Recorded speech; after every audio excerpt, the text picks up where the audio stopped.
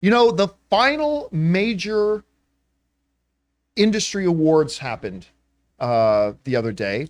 As we head into Oscar season, we had the DGAs, the PGAs, the Critic Choice, the BAFTAs, all that kind of stuff. The last big major one before the Oscars is SAG, the Screen Actors Guild, where they honor the best in acting of the year and all this kind of stuff. And, you know, one of the movies that has been building up a lot of momentum lately has been Everything Everywhere All at Once. It won, I believe, the DGAs, and then it won the PGAs, did well at several of the other things as well. And now they must be considered frontrunner. We'll talk about odds a little bit later, but they practically swept up at the SAG Awards.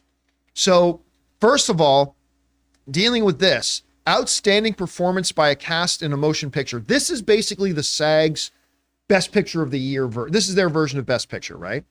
So the nominees were Babylon, Banshees of Inisherin, The Fabelmans, and Women Talking, but the winner was Everything Everywhere All at Once.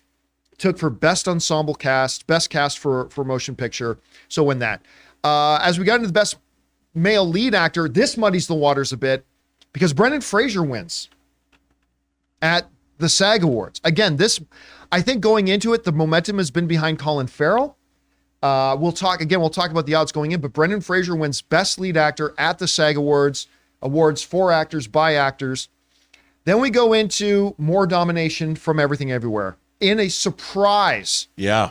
Outstanding performance by female actor Cate Blanchett, who is the favorite going into the Oscars. Cate Blanchett, Viola Davis, Ana de Armas, Daniel Deadwyler, but Michelle Yeoh takes home Best Actress, following up on her Golden Globe win as well. So that's going to shake things up. Again, we'll talk about that a little bit later.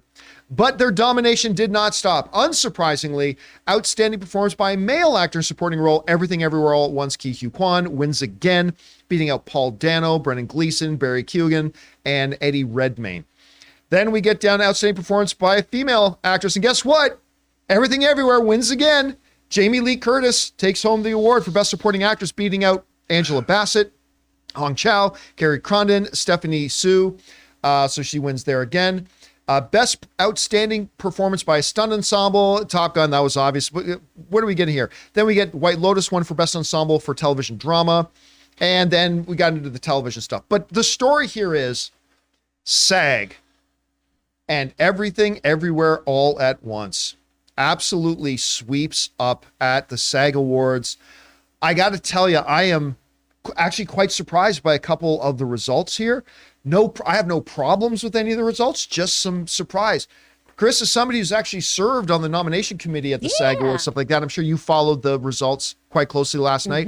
What stood out to you, and what's behind this huge momentum shift now for Everything Everywhere All at Once? Oh, man. I think just as actors, everyone appreciated how that ensemble came together. They worked so well. And that movie has such a distinct voice and plays with so many different genres and everything, too, that, I mean, when you watch it from that kind of perspective, that's the kind of sandbox you want to be in of, oh, my gosh, look at all of them being all these different types of people, all these different types of characters within that realm.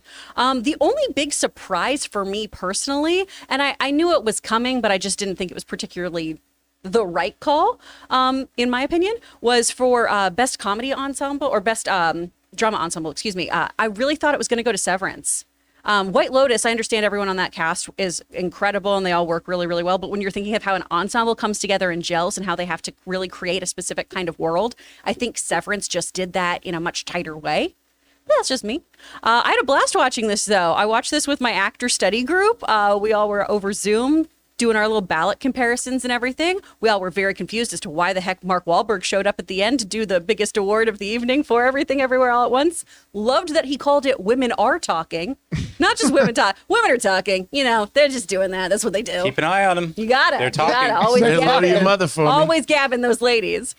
But it was a really great awards show. I do think this also highlights once again that you don't need to have a host, really, and that we can really tighten up all of the intro bits to awards. Because sometimes the banter doesn't work, and I like that we kept it short, sweet, and concise with this awards show. Here's Mr. and Mrs. Fantastic.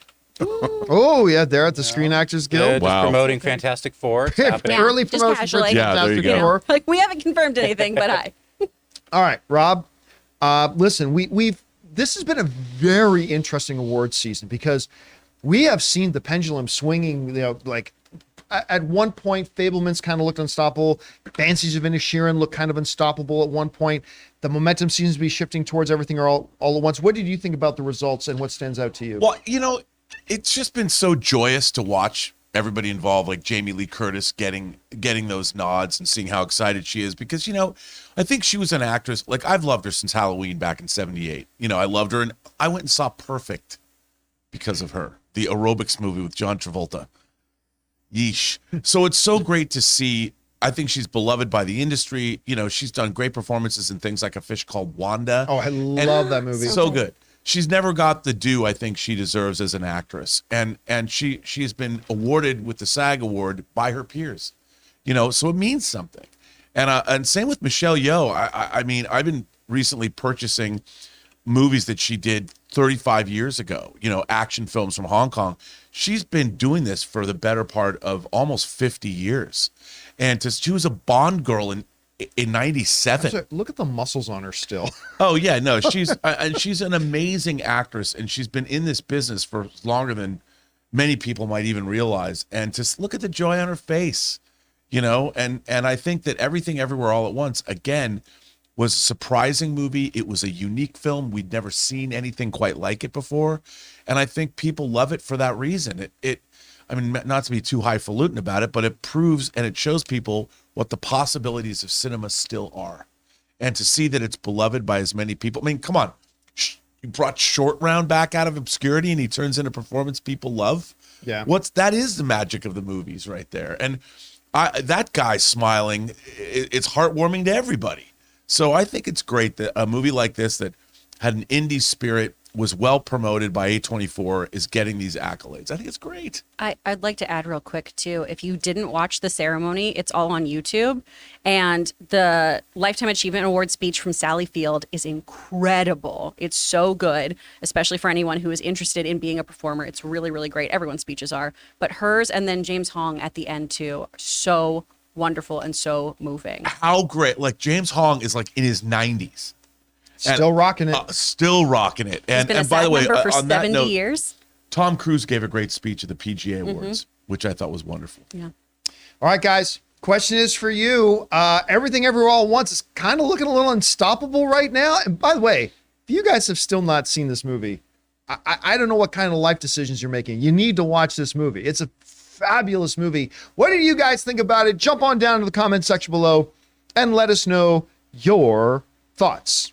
Guys, we want to thank a sponsor of this video, Rocket Money. The average person has around 12 paid subscriptions. Think about that. If you think you're only subscribed to a handful of services, you might want to double check. With Rocket Money, you can quickly identify and cancel all of your unwanted subscriptions. Rocket Money, formerly known as Truebill, is a personal finance app that finds and cancels your unwanted subscriptions, monitor your spending, and helps you lower your bills all in one place. Rocket Money will quickly and easily identify your subscriptions for you so you can stop paying for the ones you don't want and don't even use. Simply find the subscription you don't want and press cancel, and Rocket Money will cancel it for you. No more long hold times with customer service or tedious emailing back and forth. Rocket Money makes canceling subscriptions as easy as the click of a button. My wife Ann and I moved out of Burbank 2 years ago, and one of the first things I discovered when I loaded up Rocket Money was that I was still paying for a gym membership I haven't even been to in Burbank in 2 years. So stop throwing away your money. Cancel unwanted subscriptions and manage your expenses the easy way by going to rocketmoney.com/Campea. That's rocketmoney.com/Campea. rocketmoney.com/Campea.